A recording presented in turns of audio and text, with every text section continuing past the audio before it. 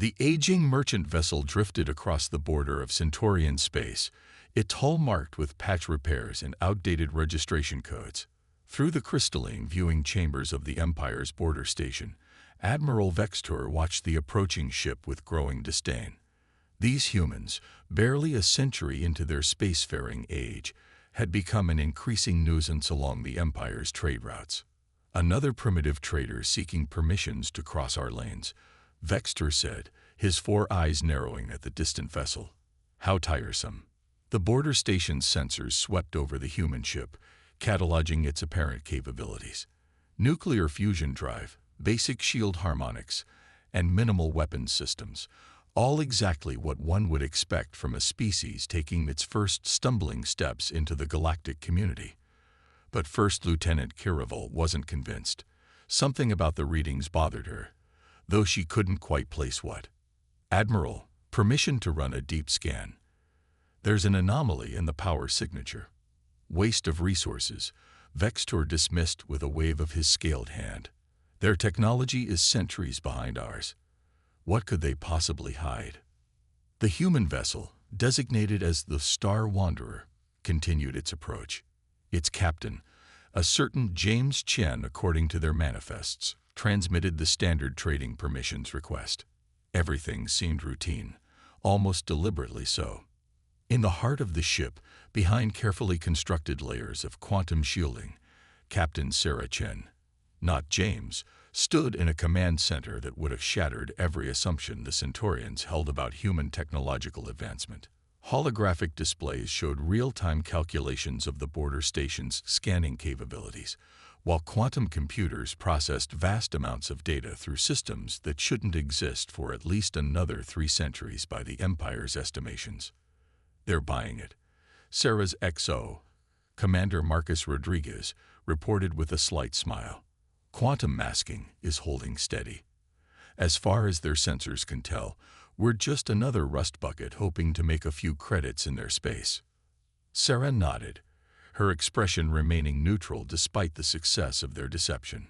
Earth's Strategic Intelligence Division had spent years perfecting this approach. While the galaxy's powers watched for signs of rapid technological advancement or military buildup, humanity had chosen a different path, appearing weak while growing strong in secret. The Centaurian Empire, like most advanced civilizations, had become complacent in their technological superiority. Their scanning systems looked for known energy signatures, weapon configurations, and drive systems. They never thought to look for something completely outside their understanding of physics.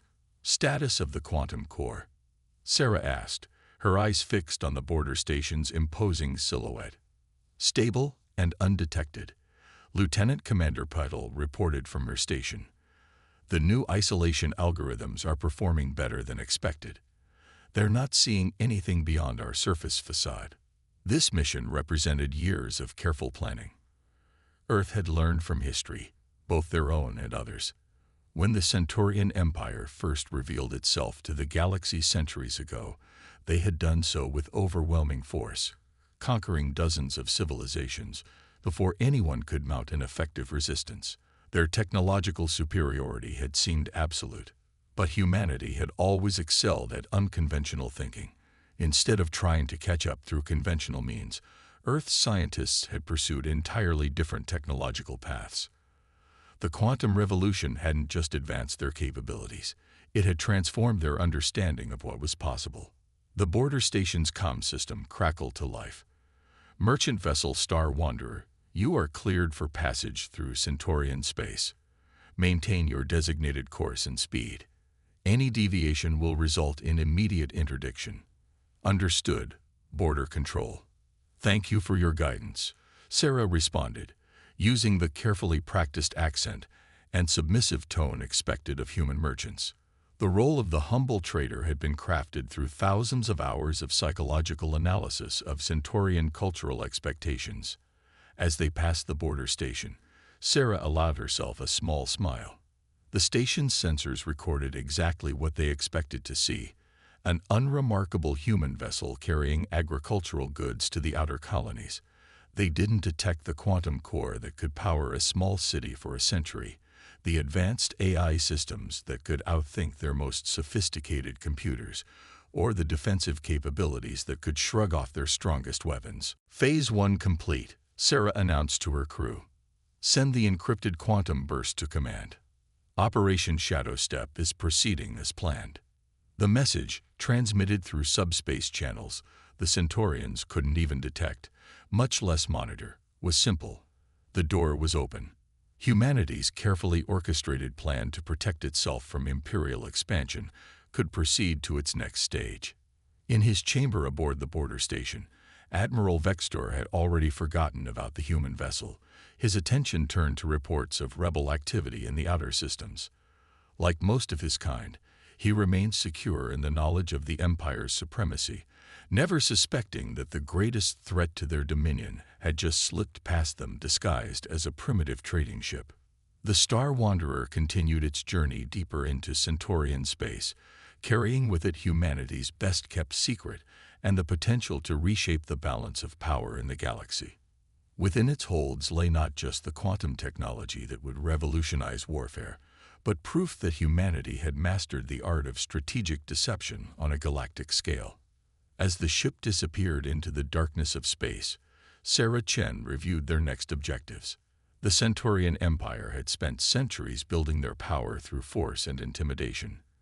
Humanity would show them a different path, one where victory came not through overwhelming strength, but through patience, innovation, and the careful manipulation of expectations. The game had begun, and the Empire didn't even know it was playing. Deep beneath the surface of Europa, humanity's greatest achievement hummed with barely contained power. The quantum development complex stretched for kilometers through the moon's icy crust, hidden from prying eyes by layers of ocean and ice. Dr. Elena Santos stood before the master control panel, her dark eyes reflecting the shimmer of holographic displays showing the facility's status. 20 years ago, when the Centaurian Empire first made contact with Earth, they had dismissed humanity as barely worth noting. Their ambassadors had spoken with thinly veiled contempt about guiding humanity's development, offering scraps of outdated technology in exchange for resources. That contempt had been humanity's greatest shield. Integration test sequence complete, announced the facility's AI, its voice resonating through the chamber. Quantum coherence achieved across all nodes. Elena allowed herself a moment of pride. The quantum network they had created wasn't just more advanced than Centaurian technology. It operated on principles the Empire's scientists hadn't even theorized. While they focused on manipulating subspace and conventional energy fields, humanity had discovered something far more fundamental: the ability to influence probability itself. Commander David Chen, Sarah's brother and the military liaison to the project, stepped up beside her. The Star Wanderer's latest report just came in through the quantum channel. They've penetrated 3 sectors deep into Empire space. No one suspects a thing. Of course they don't, Elena replied, bringing up a new set of diagnostics. The Empire's entire technological framework is based on detecting and measuring energy emissions. They're looking for heat signatures, radiation, subspace distortions. Our quantum systems don't emit any of those. To their sensors, we might as well be invisible. The discovery that led to this breakthrough had come from an unlikely source. During the first contact negotiations, the Empire had provided Earth with a basic scientific database as a gesture of goodwill. Their scientists had expected humans to spend decades just comprehending the fundamentals. Instead, Dr. Santos and her team had found something the Empire had missed: a subtle flaw in their understanding of quantum mechanics.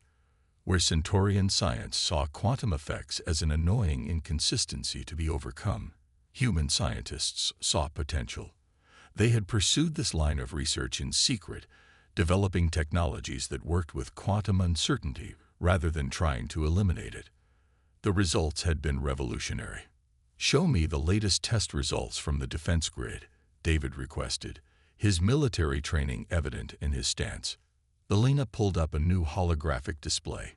It showed a series of simulations where conventional Centaurian weapons, everything from plasma cannons to gravity bombs, encountered their quantum defense system. In every scenario, the incoming attacks simply failed to connect, not through any active countermeasure, but because the quantum field adjusted probability itself, making it virtually impossible for any hostile action to succeed. "It's beautiful," David murmured, watching the simulations play out. "They'll never understand what's happening. Their weapons will just stop working, and they won't know why." The facility's quantum core pulsed with a soft blue light, its crystalline structure extending through the surrounding ice like a frozen nervous system. This was humanity's true power, not the ability to match the Empire's strength, but to simply make that strength irrelevant. "The next phase is ready," Elena said, pulling up the specifications for Operation Shadow Step's second stage. "The quantum replication protocols have been perfected. We can begin manufacturing the advanced systems in quantity." This had been the real challenge, not just developing the technology, but finding a way to produce it without detection. Traditional manufacturing methods would have been impossible to hide. The energy signatures alone would have attracted attention from halfway across the galaxy, but quantum replication required almost no conventional energy. It worked by restructuring matter at the most fundamental level, guided by probability fields that were invisible to standard detection methods. Through the quantum network, Elena could sense the other facilities coming online across the solar system, hidden beneath the surfaces of various moons and asteroids, each one prepared to begin producing the tools humanity would need. Ships, weapons, defensive systems, all built using technology that by the Empire's understanding of physics should be impossible. "The latest psychological analysis just came in," David added, scrolling through a report on his neural interface. "The Empire's response patterns remain consistent. They're so convinced of their superiority that they're actively ignoring any data that might contradict their assumptions. Their own arrogance has become our best camouflage." Elena nodded, understanding the irony. The Empire's greatest weakness wasn't technological. It was psychological. They had been the dominant power for so long that they had lost the ability to recognize true innovation. They measured everything against their own standards, blind to the possibility that someone might have found a completely different path. "Begin full production sequence," Elena commanded, her fingers dancing across the holographic controls. Throughout the solar system, quantum cores hummed to life, their probability fields reaching out to reshape matter according to their programming. In the space of a few hours, humanity would manufacture more advanced technology than the Empire had produced in the last century, and they would do it without generating a single emission that Imperial sensors could detect. "Send word to the Star Wanderer," Elena instructed. "Tell them to prepare for Phase 3. It's time to show the Empire that their understanding of the universe is far more limited than they imagine." As the message was transmitted through the quantum network, Elena wondered how the Empire would react when they finally realized the truth. Would they understand that their greatest defeat had come not from a superior force, but from their own inability to imagine that a primitive species could surpass them? The quantum core's light pulsed stronger, its power reaching out through probability itself to reshape the future of the galaxy. Humanity's greatest deception was about to enter its final phase, and the Empire wouldn't know what hit them until it was far too late. Grand Admiral Zaxthor stood before the Imperial War Council, his scaled form towering over the holographic display of Earth's solar system. The chamber's crystalline walls reflected the light of 1,000 stars, a reminder of the Empire's vast dominion. Around him, the highest-ranking military commanders of the Centaurian Empire waited for his assessment. "The humans have refused our latest demands," he announced, his voice carrying the weight of centuries of imperial authority. "They dare to claim sovereignty over their entire star system, rejecting our right to establish bases on their outer planets." The assembled commanders buzzed with anticipation. They had been waiting for this moment. Humanity's defiance would finally give them the excuse they needed to demonstrate the consequences of opposing imperial will. "Our intelligence suggests their military capabilities remain primitive," reported General Ixpen, her facial scales shifting in amusement. Their most advanced ships still rely on nuclear fusion and chemical propulsion. They have no meaningful defense against our gravity weapons or quantum torpedoes. What none of them knew was that their intelligence came from exactly where humanity wanted it to come from. Every scan, every intercepted transmission, every covered observation had been carefully crafted to reinforce the Empire's preconceptions. In high orbit above Earth, Sarah Chen watched the massive Imperial fleet emerge from hyperspace. The Star Wanderer had completed its mission, transmitting vital tactical data about the Empire's movements through the quantum network. Now she stood on the bridge of humanity's first true warship, the HMS Prometheus, still hidden behind its quantum veil. "They've brought 12 dreadnoughts," her tactical officer reported, analyzing the Imperial formation. "Standard conquest configuration. They're deploying exactly as the predictive model suggested they would." Sarah nodded, unsurprised. The Empire's military doctrine hadn't changed in centuries. They had never needed to evolve, because no one had ever successfully challenged them. Until now. The Imperial fleet's formation was perfect, textbook even. Dreadnoughts formed the core, their massive forms surrounded by layers of cruisers and destroyers.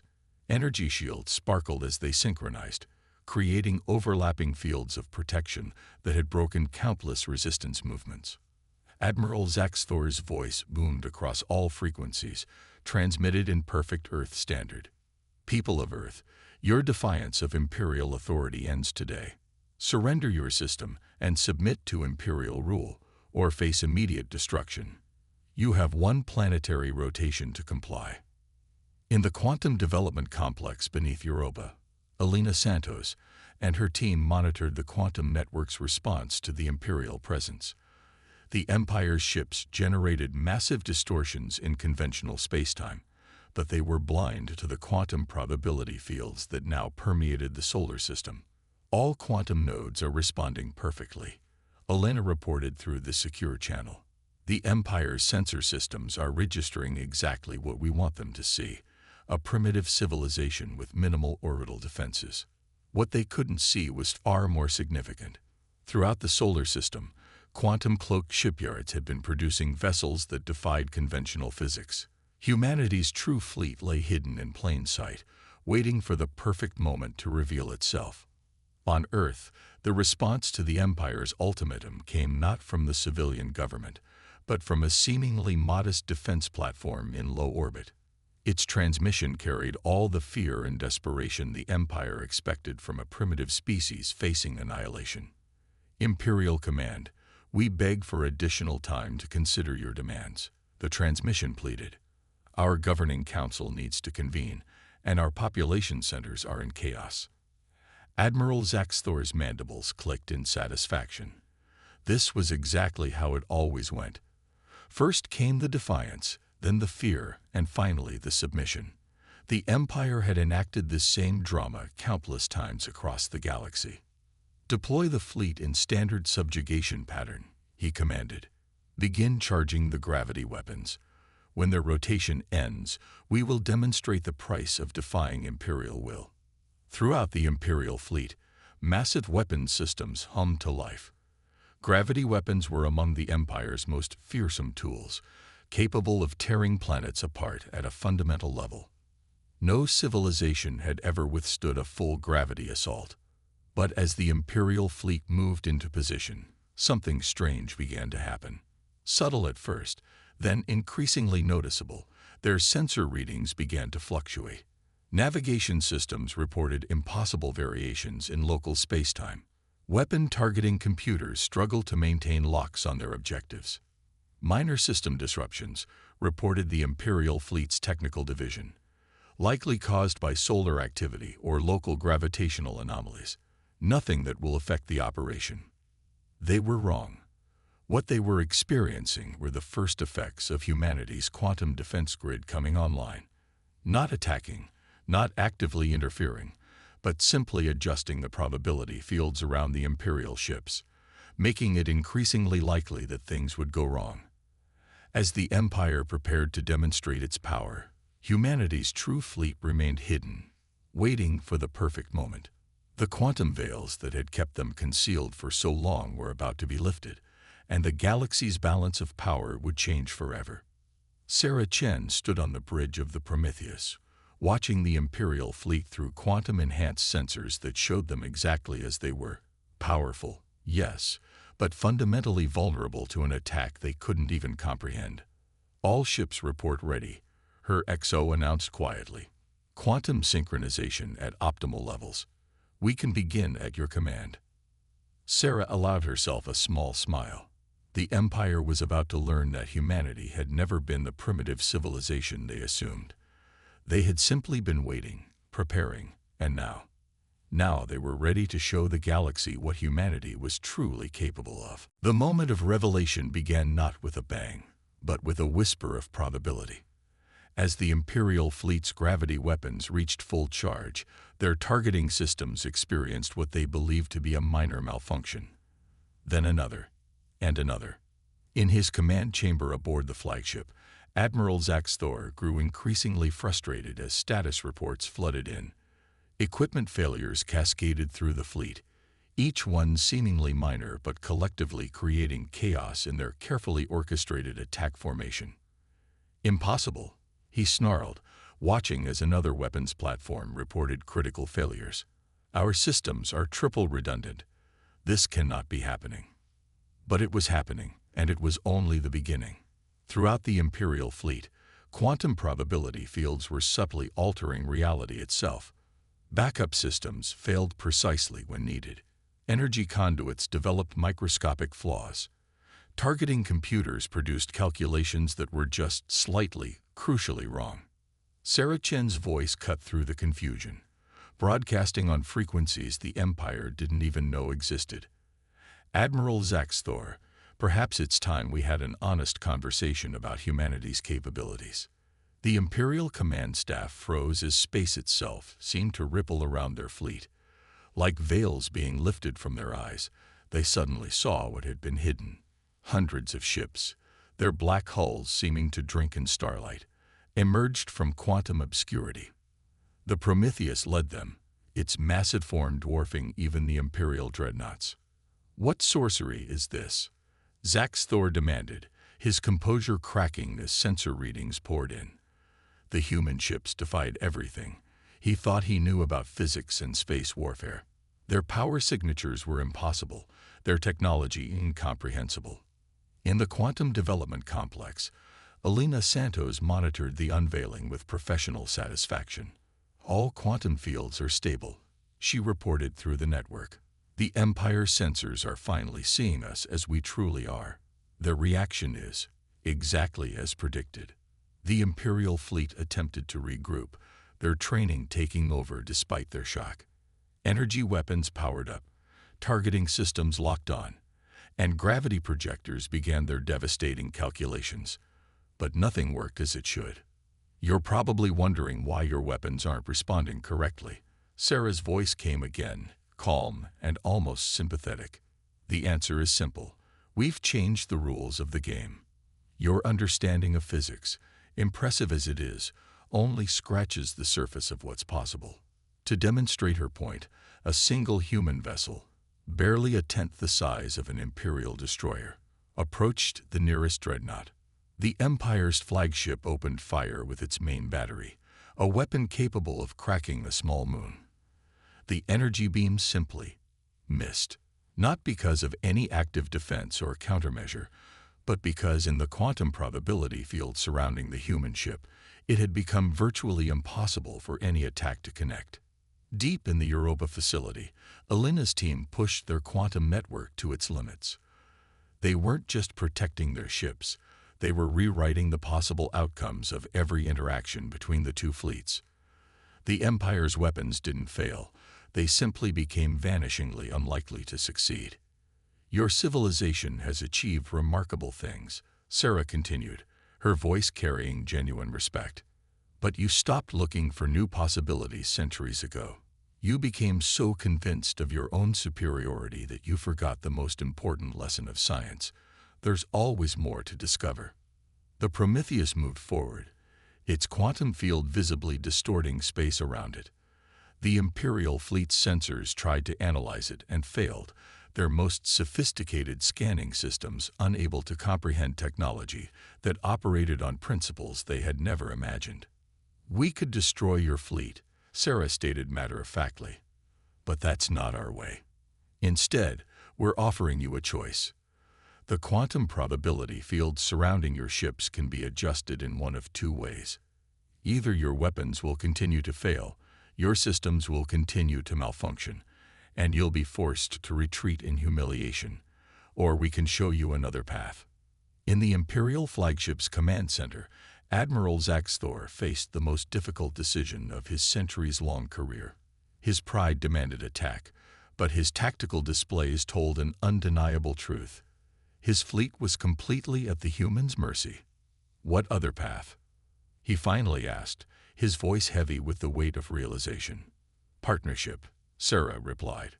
"We've hidden our true capabilities not out of fear, but because we wanted to avoid unnecessary conflict. We don't want to replace the Empire's dominion with our own. We want to show you possibilities you never imagined." "We could destroy your fleet," Sarah stated matter-of-factly. "But that's not our way.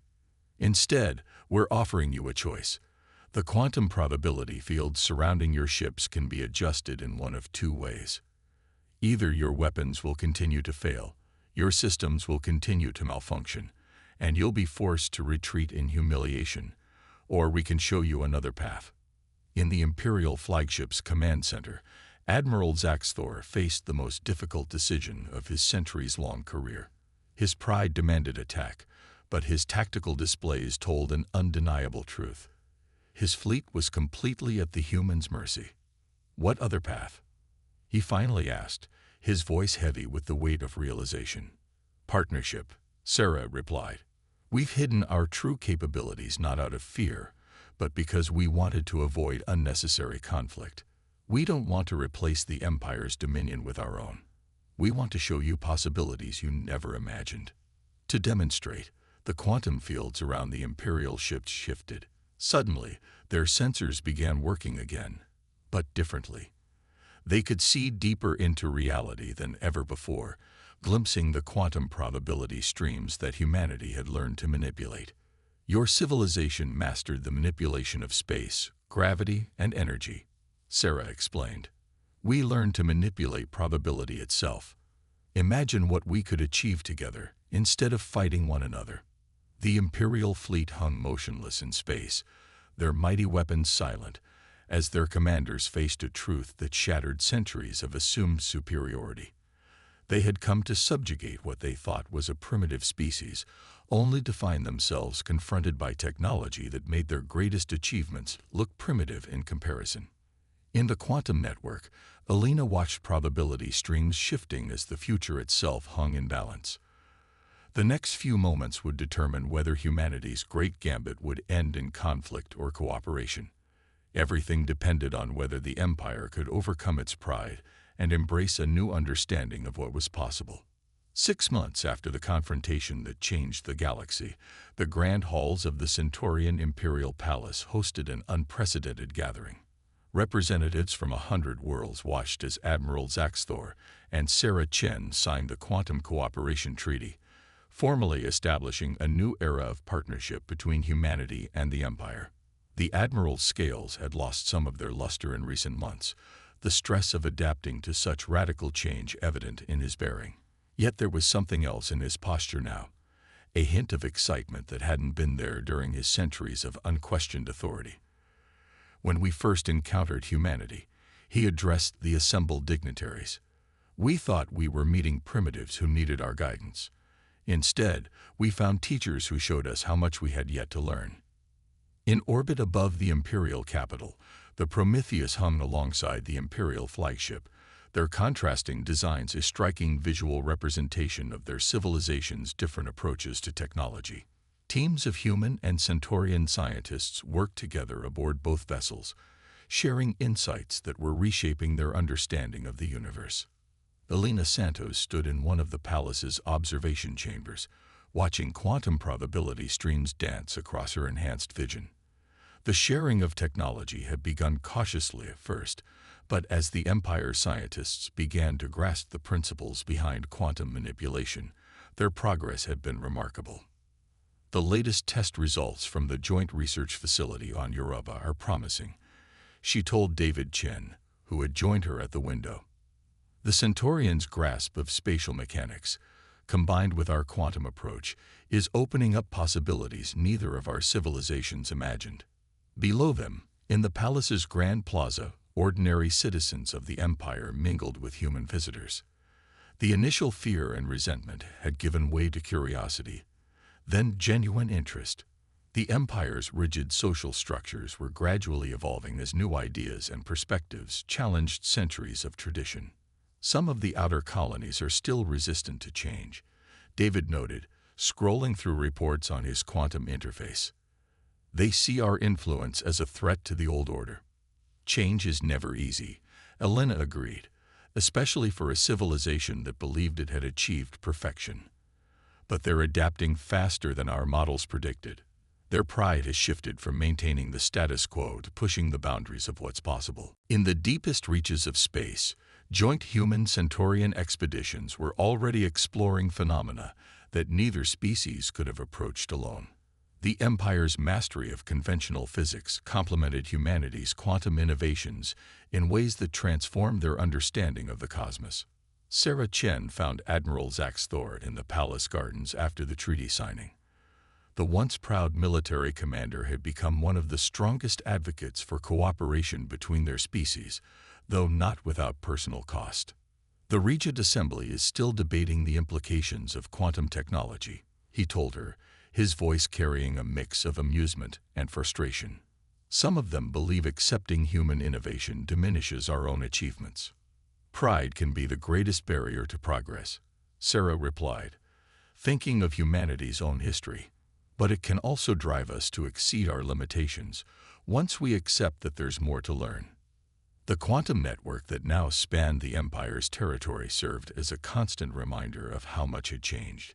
It carried not just data, but possibilities, probability streams that connected civilizations and reshaped reality in subtle but profound ways. In research centers throughout both human and imperial space, new technologies were emerging that combined both civilizations' insights. Quantum-enhanced gravity drives that could cross galaxies in days. Communication systems that operated through probability itself, instantaneous across any distance. Defensive systems that didn't just protect against attacks, but made conflict itself increasingly improbable. But perhaps the most significant changes were cultural. The Empire's rigid hierarchy was gradually giving way to a more dynamic society, one that valued innovation and questioning as much as tradition and authority. Humanity, in turn, was learning from the Empire's experience in managing a vast, diverse civilization. We've received requests from 17 other species for quantum technology sharing, Sarah informed Zax Thor, watching his reaction carefully, including some that the Empire has historically dominated. The Admiral was quiet for a moment, his old instincts warring with new understanding. Perhaps it's time we reconsidered our relationship with our client states, he finally said. The galaxy is changing. We must change with it or be left behind. As night fell on the Imperial capital, the quantum probability streams visible to enhanced sensors showed countless possible futures branching and recombining. But the strongest streams, the most likely outcomes, all pointed toward continued cooperation and growth. In her quarters aboard the Prometheus, Elena put the finishing touches on a new project, a quantum educational network that would make advanced theoretical knowledge available to anyone in human or imperial space who sought to learn. The old barriers between species, between social classes, between different approaches to understanding the universe were falling away. The galaxy was entering an unprecedented age of discovery and cooperation. Humanity had achieved something far greater than military victory. They had shown an ancient and powerful civilization that there was always more to learn, always new possibilities to explore. As the stars wheeled overhead, quantum probability fields rippled through space, adjusting reality in subtle ways to favor peace, discovery, and understanding. The future was not set, but for the first time in centuries, it was truly open to infinite possibilities.